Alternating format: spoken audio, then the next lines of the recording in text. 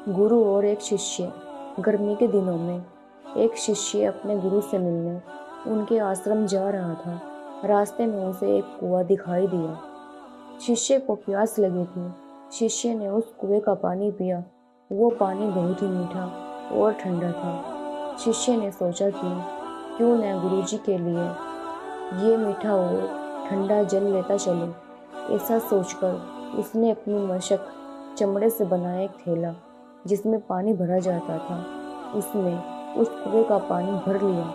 जब वो शिष्य गुरु के आश्रम में पहुंचा तो उसने गुरु जी को पूरी बात बताई। गुरु ने भी शिष्य से मशक लेकर जल पिया और तसल्ली महसूस की।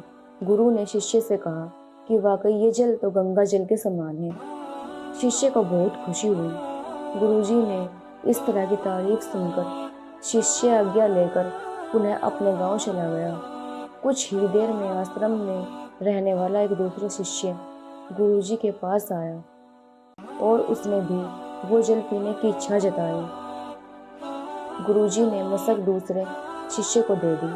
शिष्य ने जैसे ही पानी का एक घूंट पिया, बुरा सा मुंह बनाकर पानी थूक दिया। शिष्य बोला, गुरुजी, इस पानी में तो कड़वापन है और न ही ये जल शीतल है। आपने बेकार में ही उस शिष्य की इतनी तारीफ की।